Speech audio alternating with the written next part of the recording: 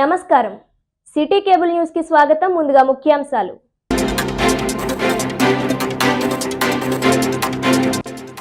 ఆదికవి Nannaya university Kakinada ఎంఎస్ఎన్పీజీ campus లో ఘనంగా బిర్సా ముండా 150వ జయంతి. గిరిజనుల కట్టుబొట్లు, యాస భాషా సంస్కృతి కోసం ఉద్యమించిన బిర్సా ముండా అందరికీ ఆదర్శమన్న ఇన్ఛార్జ్ ప్రిన్సిపల్ డాక్టర్ పోచయ్య, మాజీ ప్రిన్సిపల్ ప్రశాంతి శ్రీ.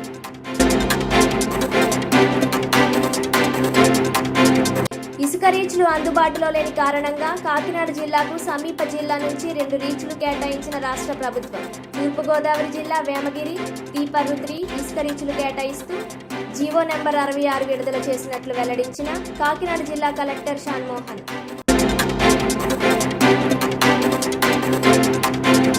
ఈ నెల 8వ తేదీ నుండి సిపిఎం ఆధ్వర్యంలో నిర్వహించిన ప్రజాపోరు ముగింపు సందర్భంగా కాకినాడ జిల్లా కలెక్టరేట్ వద్ద ధర్నా. కూటమి ప్రభుత్వం ఇచ్చిన సూపర్ 6 హామీలు అమలు చేయాలని డిమాండ్. ఇక డీటెయిల్స్ చూస్తే, కాకినాడ జిల్లాకు ఇసుక రీచ్లు అందుబాటులో లేని కారణంగా సమీప తూర్పుగోదావరి జిల్లాలోని వేమగిరి, తీపర్రుత్రి ఇసుక రీచ్లు ప్రభుత్వం కేటాయించినట్లు కాకినాడ జిల్లా కలెక్టర్ షాన్మోహన్ సగిలి వెల్లడించారు. ఈ సందర్భంగా ఆయన మీడియాతో మాట్లాడుతూ రీచ్లకు సంబంధించి జీవో ఎంఎస్ నంబర్ 66ను ప్రభుత్వం విడుదల చేసిందన్నారు. సవరించిన ఉచిత ఇసుక విధానం 2024 ప్రకారం జిల్లా స్థాయిలో అన్ని ఇసుక కార్యకలాపాలు జిల్లా స్థాయి ఇసుక కమిటీ నిర్వహణ, పర్యవేక్షణ చేస్తుందన్నారు. కాకినాడ జిల్లాలో కాకినాడ, పెద్దాపురం, గొల్లప్రోలు ప్రాంతాల్లో 3 స్టాక్ యార్డులు ఏర్పాటు చేసి వినియోగదారులకు సరఫరా చేసేందుకు చర్యలు తీసుకుంటామని తెలిపారు. ప్రస్తుతం తూర్పుగోదావరి జిల్లాలోని ఇసుక రీచ్ల నుండి సుమారు 5,000 టన్నుల ఇసుక సరఫరా అవుతోందని, టన్ను ఇసుక కాకినాడ స్టాక్ యార్డ్ వద్ద 600 రూపాయలు, పెద్దాపురం స్టాక్ యార్డ్ వద్ద 600 రూపాయలు, గొల్లప్రోలు స్టాక్ యార్డ్ వద్ద 582 రూపాయలు లోడింగ్ ఛార్జీల రూపంలో చెల్లించాలని తెలిపారు. లోడింగ్ చేయడానికి ఏజెన్సీలను కూడా నియమిస్తామని వెల్లడించారు. ఈ కార్యక్రమంలో డిఆర్ఓ కె వెంకట్రావు, జిల్లా గనులు, భూగర్భ శాఖ అధికారులు తదితరులు పాల్గొన్నారు. అందరికీ నమస్కారం అండి. ఇవాళ 4 అంశాల గురించి ఇవాళ ఒక ప్రెస్ మీట్ పెట్టడం జరిగింది. ఒకటి ఇసుక గురించి, మన జిల్లాలో ఉన్న ఇసుక ఇష్యూస్, మన జిల్లాకి ఇప్పుడు ఇసుక ఎలా రాబోతోంది, దాన్ని కన్జ్యూమర్స్ ఎలా వినియోగించుకోవాలి, అంటే ఇసుక కావాల్సిన వాళ్ళు ఎలా వినియోగదారులు ఎలా ఇసుక బుక్ చేసుకోవచ్చు అనే దాని గురించి ప్రెస్ మీట్ పెట్టడం జరిగింది. రెండో ఇష్యూ, గ్రాడ్యుయేట్స్ సంబంధించి ఎమ్మెల్సీ ఎలక్షన్స్లో వచ్చిన 2-3 చిన్న అపోహలు ఉన్నాయి. దాని గురించి మాట్లాడదాం అనుకున్నాం. మూడోది, మీరు ఆల్రెడీ చూసుంటారు, మన హానరబుల్ డిప్యూటీ సీఎం గారు కూడా లాస్ట్ విజిట్ చేసినప్పుడు కానీ ఆ తర్వాత కానీ ఈ చైల్డ్ అబ్యూస్, పిల్లల మీద అఘాయిత్యాలు కానీ వీటి గురించి చాలా సీరియస్గా రెస్పాండ్ అవ్వడం జరిగింది. దాని ఉద్దేశంలో మన డిస్ట్రిక్ట్ లెవెల్లో ఒక క్యాంపెయిన్ స్టార్ట్ చేసాం. దాని గురించి చెప్దాం అనుకున్నాం, మీ ద్వారా అందరికీ తెలియాలని. నాలుగోది, స్కూల్ ఎడ్యుకేషన్ డిపార్ట్మెంట్లో ఒక ఆధార్ లాగా ఒక యూనిక్ ఐడి ఇవ్వటం జరుగుతుంది. అపార్ అని అంటాం, APAR. ఓకే, ఈ అపార్ ఒక ప్రాముఖ్యత, అండ్ అది లేకపోతే పిల్లలు ఎలాంటివి నష్టపోతారు, అండ్ అది మీ ద్వారా ప్రజలందరికీ చెప్పాలి, వాళ్ళ తల్లిదండ్రులకు చెప్పాలనే ఉద్దేశంతో ఈ 4 అంశాల గురించి మాట్లాడదాం అనుకున్నాము. ఆ తర్వాత ఇంకేదైనా మీడియా మిత్రులకు ఇంకేమైనా ఇష్యూస్ ఉంటే విల్ డిస్కస్. ఏమైంది అది ఓపెన్ యూనివర్సిటీ అలౌడా? అంబేద్కర్ అలౌడ్స్. గుడ్. మొదటిగా శాండ్ విషయానికి వస్తే, మీ అందరికీ తెలిసిందే, కాకినాడ జిల్లాలో స్పెసిఫిక్గా మనకు శాండ్ రీచెస్ కానీ ఎన్విరాన్మెంట్ క్లియరెన్స్ ఉన్న, అంటే పర్యావరణ అనుమతులు ఉన్న శాండ్ రీచెస్ మన కాకినాడ పరిధిలో లేవు. మనం ఏదైనా అమలాపురం అంటే కోనసీమ జిల్లా నుంచి కానీ, లేదా ఈస్ట్ గోదావరి రాజమండ్రి వైపు నుంచి కానీ మనం ఆధారపడాల్సిన పరిస్థితి. అందువల్ల లాస్ట్ 2 months నుంచి మన 2-3 months నుంచి ఇన్ఫ్యాక్ట్ ఇబ్బంది పడుతున్నమాట వాస్తవం. అప్పటి వరకు మనకి పెద్దాపురం స్టాక్ యార్డ్లో ఉన్న శాండ్ కొంత వాడగలిగాం. అందరికీ గవర్నమెంట్ వర్క్స్ కానీ, ఏదైనా నేషనల్ హైవేస్ వర్క్స్ కానీ, లేకపోతే ఏదైనా చిన్న వర్క్స్ చేసుకున్న వాళ్ళకి మనం అక్కడి నుంచి అలాట్ చేయడం జరిగింది. కోనసీమ జిల్లా నుంచి కానీ, లేదా ఈస్ట్ గోదావరి రాజమండ్రి వైపు నుంచి కానీ మనం ఆధారపడాల్సిన పరిస్థితి. అందువల్ల లాస్ట్ 2 months నుంచి మన 2-3 months నుంచి ఇన్ఫాక్ట్ ఇబ్బంది పడుతున్నమాట వాస్తవం. అప్పటి వరకు మనకి పెద్దాపురం స్టాక్ యార్డ్ లో ఉన్న శాండ్ కొంత వాడగలిగాం. అందరికి గవర్నమెంట్ వర్క్స్ కానీ, ఏదైనా నేషనల్ హైవేస్ వర్క్స్ కానీ, అయితే ఏదైనా చిన్న చిన్న వర్క్స్ చేసుకున్న వరకు మనం అక్కడి నుంచి అలాట్ చేయడం జరిగింది. ఆ తర్వాత ఈ లాస్ట్ 1 మంత్ ఈ నడపటానికి రాజమండ్రిలో ఒక చోట I think 5,000 turns 5,000 turns sand ఉంటే అది తెప్పించుకొని ఇక్కడ నుంచి సేల్ చేయడం జరిగింది. ఎస్పెషల్లీ హౌసింగ్ పర్పసెస్ కోసం, కొంత పిఆర్ వర్క్స్ కోసం, ఇంకా అంగన్వాడీస్ లో కొన్ని రిపేర్స్ చేస్తున్నాం. సో అలాంటి వర్క్స్ కోసం. సో అలా అప్పటికప్పుడు ఏదో సర్ది పెట్టుకోవడం తప్పితే మనకంటూ ఒక సోర్స్ అంటే ఒక రీచ్ ఉండడం, ఒక సోర్స్ ఉండడం లేదనమాట. సో అందుకని మనం గవర్నమెంట్ కి రిప్రజెంట్ చేసి ఆనరబుల్ డిప్యూటీ సీఎం గారు, తర్వాత సీఎం గారికి రిప్రజెంట్ చేసి సార్ ఇక్కడికి వచ్చినప్పుడు, కాకినాడకి వచ్చినప్పుడు కూడా మనకంటూ ఒక 2 రీచెస్ ఉండాలి కాకినాడకి. అట్లీస్ట్ ఈ సీజన్ వారీగా, అంటే ఏ సీజన్ లో ఎన్ని ఉంటాయి తెలియదు, సీజన్ కి అట్లీస్ట్ 2 రీచెస్ ఉండాలనే ఉద్దేశంతో మనం 2 రీచెస్ అడగడం, మనకి గవర్నమెంట్ నుంచి కూడా ఫేవరబుల్ గా 2 రీచెస్ అలాట్ అవ్వటం జరిగింది. కాకినాడకి అలాట్ చేయటం అండ్ అఫ్ కోర్స్ మనకు అలాట్ చేసిన చిన్న చిన్న లోకల్ పర్పసెస్ కోసం వాళ్ళు కూడా తీసుకోవచ్చు. బట్ ఆన్లైన్ బుకింగ్ మనకి అవైలబుల్ గా ఉంటాయి. ఈ 2 రీచెస్ తో పాటు మిగిలిన రీచెస్ కూడా, ఇప్పుడు for example for example Jaggampeta దగ్గర నుంచి మేబీ వేమగిరి కన్నా ఇంకేదైనా దగ్గర ఇంకో రీచ్ ఉండొచ్చు రాజమండ్రి దగ్గర. సో అది కూడా అలౌ చేస్తాం. ఎనీ కస్టమర్ అంటే ఇళ్ళకి అవ్వచ్చు, లేదంటే బల్క్ కస్టమర్ అంటే ఏదైనా ఎన్హెచ్ వర్క్స్ కానీ, లేకపోతే పెద్ద అపార్ట్మెంట్స్ కడుతున్న ప్రైవేట్ వర్క్స్ కానీ, ఈ రోజు నుండి వాళ్ళు ఆన్లైన్ లో ఈ 2 రీచెస్ నుంచి అప్లై చేసుకోవచ్చు. ఈచ్ రీచ్ లో కాకినాడ కలెక్టర్ ఆధ్వర్యంలో టెండర్స్ ఇచ్చి ఆ రీచ్ లోని ఇసుక తవ్వటానికి, దాన్ని లోడింగ్ చేయటానికి, అంటే ఎక్స్కవేషన్ అండ్ లోడింగ్ ఈ 2 పనులు కలుపుకొని ఒక టెండర్ ఇవ్వటం జరిగింది. ఆ టెండర్ ఇచ్చిన తర్వాత ఒక ఏజెన్సీని ఫైనలైజ్ చేయడం జరిగింది. అంటే రీచ్ ఆపరేషన్స్ అంటాం. రీచ్ లో ఆపరేషన్స్ అంటే ఎక్స్కవేట్ తవ్వాలి, ఏదైనా బండి వస్తే ట్రాక్టర్ లేకపోతే నేను ఏదైనా లారీ తీసుకెళ్తే ఆ లారీలో లోడింగ్ చేయాలి. ఈ 2 కదా చేయాలి. ఇసుక కంటూ కాస్ట్ లేదు, కానీ బట్ ఇసుక తీసుకురావడానికి మనకు కొంత ఖర్చు అవుతుంది. ఆ ఖర్చు అవడంలో ఫస్ట్ ఎక్స్కవేషన్, తర్వాత లోడింగ్ కలిపి టీపర్రు దగ్గర 96 రూపాయల 2 పైసలు, అదే వేమగిరి దగ్గర 61 రూపాయలు 37 పైసలు కాస్ట్ అవుతుంది. సో అంత కట్టి నేను నా లారీలో దాన్ని లోడ్ చేసుకోవచ్చు. దెన్ ఆ లారీకి సంబంధించిన ట్రాన్స్పోర్టేషన్ కాస్ట్ కన్స్యూమర్ భరించాల్సి వస్తుంది. అండ్ ఇక్కడికి వచ్చిన తర్వాత లెట్స్ దాని అన్లోడింగో, లేకపోతే దానికి సంబంధించి నేను ఇంకొక చోట ఏదైనా డంప్ చేయడము, ఆ రెస్పాన్సిబిలిటీ మళ్ళీ కన్స్యూమర్దే. సో ఇప్పుడు మనకున్న 2 రీచెస్ దగ్గర నుంచి మనకు అందుబాటులో ఉన్న సిస్టమ్ ఇది. స్టాక్ పాయింట్స్ మనం జిల్లాలో 3 చోట్ల పెట్టడం జరుగుతుంది. ఒకటి కాకినాడ రూరల్ ప్రెమిసెస్ లో, రూరల్ కిందకి వస్తుంది.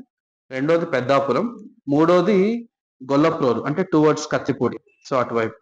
సో దట్ మనకి జిల్లాలో ఆల్ 3 డైరెక్షన్స్ లో కొంత శాండ్ అవైలబిలిటీ వస్తుంది. సో టెండర్ ఇచ్చేటప్పుడు కూడా ఎలా అంటే మనం ఈచ్ లొకేషన్ కి మనకి already transportation cost per ton per kilometer 4 rupees చొప్పున ఆల్రెడీ ప్రైస్ ఫిక్సేషన్ చేయడం జరిగింది గవర్నమెంట్ వైపు నుంచి. సో ఇప్పుడు టీపర్ నుంచి ఆర్ వేమగిరి నుంచి తీసుకొస్తే ఒక రీచ్ లో అక్కడే లోడింగ్ అవుతుంది కదా, లోడింగ్ ఛార్జెస్ అక్కడ ఉన్న రీచ్ ఆపరేటర్ చేసుకుంటాడు కాబట్టి ట్రాన్స్పోర్టేషన్ తీసుకొచ్చి మన దగ్గర మళ్ళీ నేను ఏదన్నా స్టాక్ పాయింట్ కి నేను ఇల్లు కట్టుకుని నేను ట్రాక్టర్ తీసుకెళ్ళాను అనుకోండి, నాకు లోడింగ్ ఎవరు చేయించాలి? ఆ స్టాక్ పాయింట్ ఎవరైతే మేనేజ్ చేస్తున్నారో ఆ స్టాక్ పాయింట్ లో ఉన్న వెండర్ మేనేజ్ చేయాలి. కాబట్టి ఆ లోడింగ్ ఛార్జెస్ ప్లస్ ఆ ఏరియా స్టాక్ యార్డ్ మెయింటైన్ చేయాలంటే నాకు ఒక 2 సెక్యూరిటీ గార్డ్స్ ఉండాలి, సీసీటీవీ మ్యాండేటరీగా పెట్టాలి, నేను అక్కడ ఒక కంప్యూటర్ పెట్టుకొని బిల్స్ అప్లోడ్ చేయాలి. సో ఈ 4-5 వర్క్స్ అన్ని వాడు చెయ్యాలి, ఆ కాంట్రాక్ట్ చేయాలని చెప్తూ ఒక టెండర్ ఒక లాటరీ, బేసిక్ టెండర్ కాదు లాటరీ. సో ఇంత రేట్కి ఇక్కడ అమ్మాలి, లెట్స్ ఫర్ ఎగ్జాంపుల్ 600 చిల్లర రేట్ మనకి వస్తా ఉంది. ఈ 3 రీచెస్ లో 600 రూపీస్ చిల్లర రేట్ వస్తుంది అనమాట ఒక్కొక్క టన్ కి. 600 రూపాయలకి ఎవరైతే ఇంట్రెస్టెడ్ ఉంటారో, 650కి ఇవ్వగలిగే ఇంట్రెస్టెడ్ ఉంటారో వాళ్ళు ఆ టెండర్ లో పార్టిసిపేట్ చేయాలి. టెండర్ అంటే లాటరీ బేసిక్. AP.gov.in ఇది పోర్టల్ ఇలా ఓపెన్ చేస్తాం. ఫస్ట్ స్టెప్ ఇలా ఓపెన్ అవుతుంది. ఇందులో మనం ఎక్కడికి వెళ్ళాలి? రైట్ సైడ్ మూడోది జనరల్ శాండ్ కన్సంప్షన్ అనే దాని మీద క్లిక్ చేస్తాం. క్లిక్ చేయండి. క్లిక్ చేస్తే ఈ పోర్టల్ ఓపెన్ అవుతుంది. ఇక్కడ ఎవరైతే బుక్ చేసుకున్నారో వాళ్ళ ఆధార్ నెంబర్ తో ఎంటర్ చేస్తున్నాం. టైం లైన్ అయిపోయిందన్న అపోహలో ఉన్నారు చాలా మంది. No, wrong. ఇప్పటికీ ఆల్ మండల్స్ లో అప్లికేషన్ పెట్టొచ్చు, పెట్టాలి. ఒకవేళ ఎవరైనా మిస్ అయి ఉన్నారు, వాళ్ళవి అప్లికేషన్ ఇంకా పెట్టుకోలేదు, ఇప్పటికి పెట్టొచ్చు. మా వాళ్ళు యాక్సెప్ట్ చేయాలి. 6వ తేదీ నుంచి 9th ఆఫ్ డిసెంబర్ వరకు అప్లికేషన్లు తీసుకుంటూనే ఉంటాము. 9th ఆఫ్ డిసెంబర్ వరకు వచ్చిన అప్లికేషన్ లో అన్ని రిజెక్ట్ యాక్సెప్ట్ చేసి వాళ్ళ సబ్మిట్ చేసిన డాక్యుమెంట్స్ ప్రకారం 25వ తేదీలోపు అవన్నీ ఫైనలైజ్ చేసుకొని ఫైనల్ లిస్ట్ 30 డిసెంబర్ పబ్లిష్ చేస్తాం. సో అలాగా ప్రతి చోట కొన్ని అవాంఛనీయ సంఘటనలు జరగటం, మనం దాన్ని అయిన తర్వాత దాన్ని కేసులు పెట్టడం ఇవన్నీ చేయకుండా ఫస్టే ఒక క్యాంపెయిన్ లాగా డిస్ట్రిక్ట్ లో ఒక 6 months ప్రతి డిపార్ట్మెంట్ నుంచి వాళ్ళకి సంబంధించిన బెనిఫిషరీస్ కానీ వాళ్ళకి సంబంధించిన వాళ్ళు రెగ్యులర్ గా ఇంటరాక్ట్ అయ్యే డిపార్ట్మెంట్స్. సో ఫస్ట్ ఫేజ్ లో డిఓ స్కూల్స్, తర్వాత డ్వామా అంటే ఎన్ఆర్జిఎస్ వర్కర్స్, ఎస్హెచ్జి గ్రూప్స్.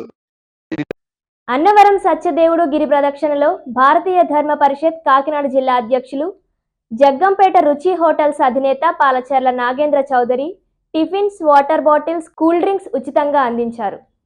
ఈ సందర్భంగా నాగేంద్ర చౌదరి మాట్లాడుతూ ప్రియతమ నాయకులు టీటీడీ పాలక మండలి సభ్యులు జగ్గంపేట ఎమ్మెల్యే జ్యోతుల నెహ్రూ స్ఫూర్తితో రత్నగిరి ప్రదక్షిణ కార్యక్రమంలో పాల్గొన్న భక్తులకు టిఫిన్స్, మంచినీళ్లు, కూల్ డ్రింక్స్ అందిస్తున్నామని తెలిపారు. ఈ కార్యక్రమంలో తమ మిత్ర బృందం కూడా వచ్చి సహాయ సహకారాలు అందించారన్నారు. సత్యదేవుడి దివ్య ఆశీస్సులతో ప్రజలందరూ సుభిక్షంగా ఉండాలని ప్రత్యేక పూజలు చేశారు. గోవులను పూజించి సనాతన ధర్మ మార్గంలో నడవాలని కోరారు. ఈ కార్యక్రమంలో ముచ్చిపల్లి వీర్రాజు, కురుమల్లి శ్రీను, రెడ్డి సాయి ప్రసాద్, బాబీ,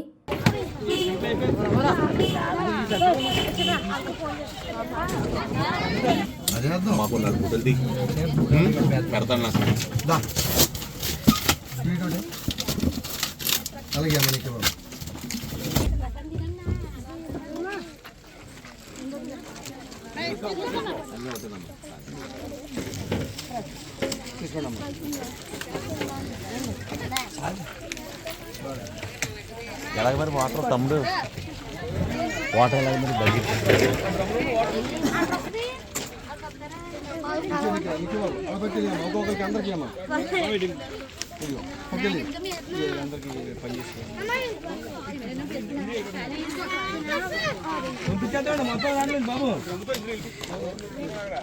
జగ్గంపేట నుంచి వచ్చామండి.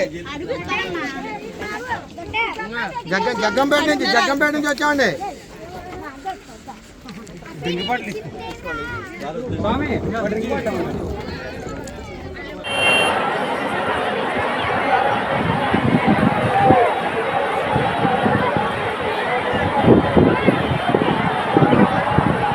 రాష్ట్ర ప్రభుత్వం ఇచ్చిన సూపర్ 6 హామీలు అమలు చేయాలని కోరుతూ సిపిఎం ఆధ్వర్యంలో ఈ నెల 8వ తేదీ నుండి నిర్వహించిన ప్రజాపోరు ముగింపు సందర్భంగా శుక్రవారం కాకినాడ జిల్లా కలెక్టరేట్ వద్ద ధర్నా నిర్వహించారు.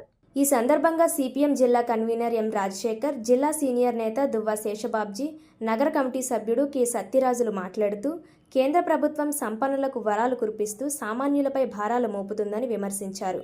దేశంలో సభ్య సమాజం తలదించుకునేలా మహిళలు, చిన్నారులపై జరుగుతున్న అత్యాచారాలను అరికట్టడంలో ప్రభుత్వం పూర్తిగా విఫలమైందని ఆరోపించారు. త్యాగాలతో సాధించుకున్న విశాఖ ఉక్కు మరియు ప్రభుత్వ రంగ సంస్థల ప్రైవేటీకరణ ఆపాలని, ప్రజలు అభ్యంతరం తెలిపిన చోట బ్రాందీ షాపులు తొలగించాలని డిమాండ్ చేశారు. అదేవిధంగా ప్రజలపై మోపుతున్న విద్యుత్ భారాలు రద్దు చేయాలని, కాకినాడ నగరపాలక సంస్థకు తక్షణమే ఎన్నికలు నిర్వహించాలని కోరారు. ఈ కార్యక్రమంలో సిపిఎం నగర కన్వీనర్ పలివెల వీరబాబు, నగర కమిటీ సభ్యుడు మలకా వెంకట్రమణ, సూరిబాబులతో పాటు మేడిశెట్టి వెంకట్రమణ, పాలిక రాజేంద్ర ప్రసాద్, సిహెచ్ రమణి, జి భూలక్ష్మి, గౌరీ, దుర్గా, యేసూరి, శ్రీనివాస్, చిట్టిబాబు తదితరులు పాల్గొన్నారు. నెరవేర్చాలి సామాన్యులకు సొంత ఇంటి కళ, నెరవేర్చాలి సామాన్యులకు సొంత ఇంటి కళ. ఉచిత గ్యాస్ అందరికీ, ఉచిత గ్యాస్ అందరికీ, ఉచిత గ్యాస్ అందరికీ, ఉచిత ఇసుక హామీని చిత్తశుద్ధిగా, ఉచిత ఇసుక హామీని చిత్తశుద్ధిగా రాష్ట్ర ప్రభుత్వం సూపర్. ఈరోజు సిపిఎం ఆధ్వర్యంలో భారతదేశ వ్యాప్తంగా అన్ని మండల జిల్లా కేంద్రాల్లో నిరసన దీక్షలు, నిరసన కార్యక్రమాలు జరుగుతున్నాయి. ముఖ్యంగా ప్రజా సమస్యలని పరిష్కరించాలని, ప్రభుత్వం ఇచ్చిన హామీలు అమలు జరపాలని చెప్పి డిమాండ్ చేస్తున్నాం. రెండోది ఇక్కడ ఉన్నటువంటి మున్సిపాలిటీలో పనిచేసేటటువంటి పెద్ద జనరల్ హాస్పిటల్లో పనిచేసేటువంటి వర్కర్స్, కాంట్రాక్ట్ అవుట్సోర్సింగ్ వర్కర్స్ ఉన్నారు. మున్సిపాలిటీలో కోవిడ్ వచ్చినప్పుడు నియమించిన వాళ్ళకి 2 నెలల జీతాలు ఇవ్వలేదు. అలాగే రెగ్యులర్ పనిచేసే వాళ్ళకి 2 నెలల జీతాలు లేవు.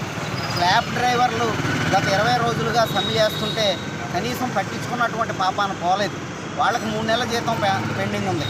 ఈ సమస్యలను వెంటనే పరిష్కారం చేయాలా? ఇది కాకుండా కాకినాడ నగరంలో పెద్ద ఎత్తున కుక్కలు, కోతులు బెడద చాలా ఎక్కువగా ఉన్నది. ఏమాత్రం చిన్న వర్షం వచ్చినా రోడ్లు మునిగిపోయి చాలా అసౌకర్యంగా ఉన్నది.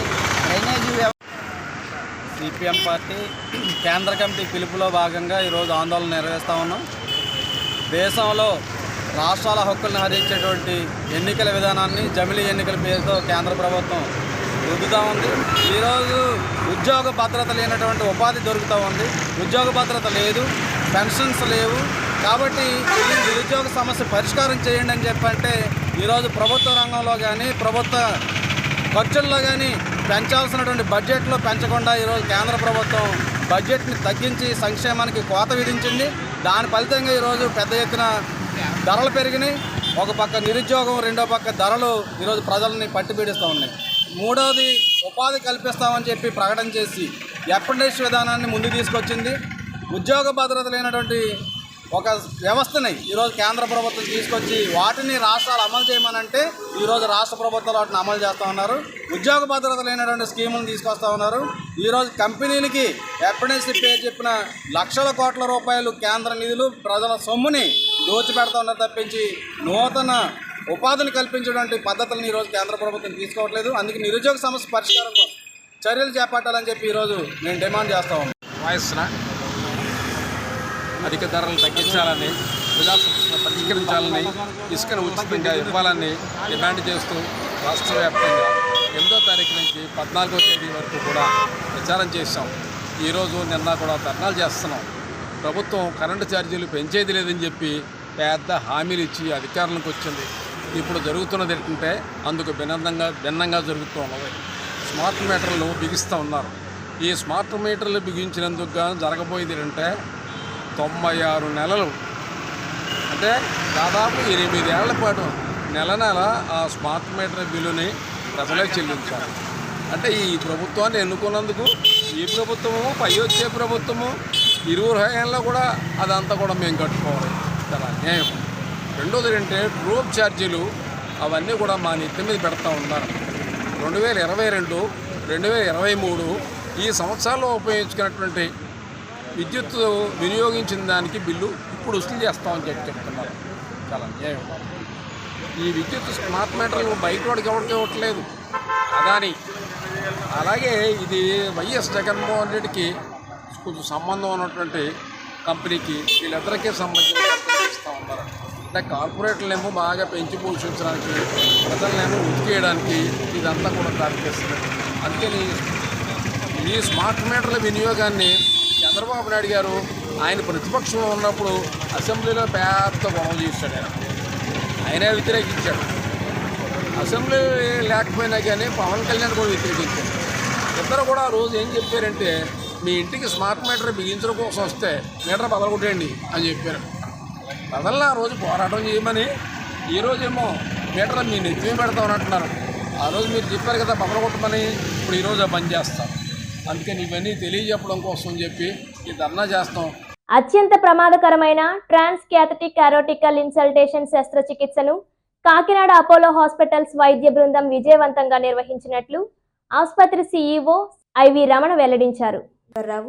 వైద్య బృందం శస్త్రచికిత్స వివరాలను వెల్లడించారు. పిఠాపురంకు చెందిన 74 సంవత్సరాల సేనాపతి రాఘవులు ట్యాగీ వ్యాధి చికిత్సకు తమ ఆసుపత్రిలో చేరారన్నారు. అప్పటికే ఈయనకు బైపాస్ సర్జరీ కూడా జరగడంతో ప్రమాదకర పరిస్థితిలో సుమారు 3 గంటలకు పైగా సమయం తీసుకొని 9 మంది వైద్య బృందంతో కలిసి శస్త్రచికిత్స విజయవంతంగా పూర్తి చేశారని తెలిపారు. ఆసుపత్రికి వచ్చే సమయంలో బాధితుడు చాలా క్రిటికల్ స్టేజ్లో ఉన్నాడని, చికిత్స అనంతరం ఆరోగ్యవంతంగా ఉన్నాడన్నారు. శస్త్రచికిత్స విజయవంతంగా పూర్తి చేసిన ఆసుపత్రి వైద్య బృందానికి రోగి సేనాపతి రాఘవులు బంధువులు కృతజ్ఞతలు తెలిపారు. ఈ కార్యక్రమంలో డీజీఎం కార్పొరేట్ మూర్తి, మార్కెటింగ్ హెడ్ అంజిబాబు, సిబ్బంది తదితరులు పాల్గొన్నారు. ఫస్ట్ అపోలో హాస్పిటల్లో 2000 11లో యాంజియోగ్రామ్ చేస్తే మీరు వాల్స్ కొద్దిగా మూతపడుతున్నాయండి, అందుకు మీరు వెంటనే చేయించుకోవాలండి గుండు గురించి అన్నారండి. అలాగే మాజీ సర్పంచ్ ఉడ్డి వీరభద్రరావు గారితో మా బామ్మద్దని ఆయన కలుసుకుని మాట్లాడి బాగా ఇలాగ అంటున్నారు ఏంటంటే, వెంటనే నువ్వు హైదరాబాద్ వచ్చారా, హైదరాబాద్లో నిమ్స్ అనే హాస్పిటల్లో మన కాకినాడ ఏరియా సంబంధించిన వారు శాసగిరి రాగానే ఒక కార్డియాలజిస్ట్ ఉన్నారు.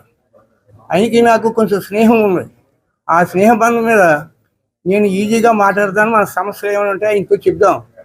అయితే సామర్లకోట కాకినాడలో తీసిన యాంజియోగ్రామ్ పట్టుకుని మేము 2011 అక్కడికి వెళ్ళామండి.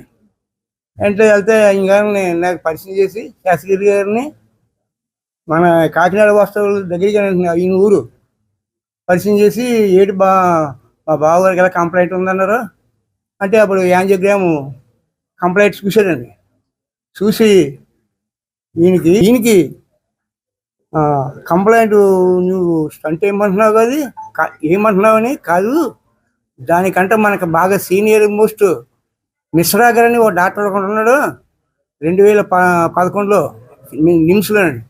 అంటే ఆయన చేసి ఏం చేద్దామంటే శాసగిరి గారు దానికి ఓకేనేమో శాసగిరి చెప్తే మా బావగారు దానికి ఓకే చేయరా అని నాకు ఇబ్బంది ఉండి వెళ్ళలేదండి. నేను హ్యాపీగా తెలుసున్నప్పుడే ముందు జాగ్రత్తగా నేను చేయించుకుంటే బాగుంటుందని మా బావగారు గట్టిగా పట్టెట్టి తీసుకెళ్ళారు. లైఫ్ ఎక్స్పెక్టెన్సీ 60 ఉంటే వాళ్ళకి they are so many things చూడాలి సార్. ఇది ఆప్షన్ ఏంటంటే ఇది రీసెంట్ గా వచ్చింది. ఓకే అంటే 20 years అవుతుంది, 15-20 years అవుతుంది. దేర్ ఇస్ సంథింగ్ అంటే సర్జికల్ గా ఓపెన్ చేసి అక్కడ కలవడం ఇంకొకటి పెడతాను, సర్జికల్ గా చేస్తాను. ఇది ఏంటంటే ఇలా దీని ద్వారా వెళ్ళేది. సో జనరల్ గా 65 years కన్నా తక్కువ ఉన్న వాళ్ళకి అదే ప్రిఫర్ చేస్తాం. అదంటే లాంగ్ టర్మ్ నుంచి చేస్తున్నాం. ఇది 20 years కాబట్టి దీనికి ఇంకా స్టడీస్ వస్తే ఒక టైమింగ్ ఏంటంటే జనరల్ గా ఎవరిలో చేస్తామంటే ఈ సర్జరీ రిస్క్ ఎక్కువ ఉన్న వాళ్ళకి, ఏజ్ కొంచెం ఎక్కువ ఉన్న వాళ్ళకి, ఎవరైతే మనం జస్ట్ ఇది బాగా మూసుకుంది ఫర్ ఎగ్జాంపుల్ 80 years 85 years వరకు కూడా చేయొచ్చు.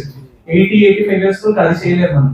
సర్జికల్ చాలా హై రిస్క్ ఉంటుంది. ఇందులో 85 years ఉంటారు, 85 ఉన్నారు అనుకోండి, వాళ్ళకి ఒక 3-4 years మంచిగా ఉండాలి అనుకుంటే మీకు ఎక్కువ తీస్తున్నారు. జనరల్ గా 70 years దగ్గర ఉన్న వాళ్ళకి చేస్తుంటారు. లెస్ దెన్ 65 ఉంటే మనం సర్జికల్ దానికి వెళ్తాం. దాంతో పాటు ఈ కవటంతో పాటు రక్తనాళాలు మూసిపోయినాయి అనుకోండి, ఫర్ ఎగ్జాంపుల్ రక్తనాళాలు మూసిపోయి అంటే అప్పుడు డైరెక్ట్ అయితే దానికి బైపాస్ అవసరం ఉంటే బైపాస్ ప్లస్ సర్జరీ అలా చేస్తాము. ఇంక ఆల్రెడీ బైపాస్ చేసేసారు ఈ పేషెంట్ పర్టికులర్ గా బైపాస్ చేశారు, ఒకసారి చేసిన బైపాస్ లో మళ్ళా మూసిపోయి మళ్ళీ ఓపెన్ చేస్తే రిస్క్ కూడా ఎక్కువ ఉంటుంది.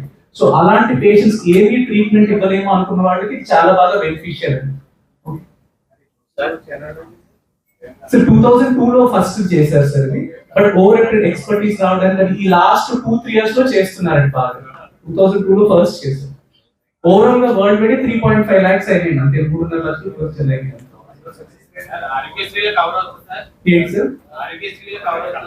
మోస్ట్లీ ఇన్సూరెన్స్ ఆరోగ్యశ్రీ అంటే మీకు సర్జికల్ కి వెళ్ళిపోవచ్చు అండి, సర్జికల్ లో చేస్తారు ఆరోగ్యశ్రీ. మొదటిసారి ఎంత హై రిస్క్ ఆపరేషన్ మీరు టేకప్ చేసినప్పుడు ముందు ఏమనుకున్నారు సార్, ఆ తర్వాత విజయవంతమైనప్పుడు ఎంతమందికి ఎలా అనిపిస్తుంది? ఇప్పుడు దాకా ఇక్కడ ఎవరు చేయలేదు. So I was waiting to do this. ఇక్కడ ఒకటి చేసి కాకినాడలో ఇలాంటివి జరుగుతున్నాయి, అంత మన స్టేట్ అంతా డివైడ్ అయిపోయింది, అంత దూరం వెళ్ళాలి, ఇక్కడే మనం చేసుకోవచ్చు అని I just want to show that. And అలాంటి దాని పేషెంట్ కూడా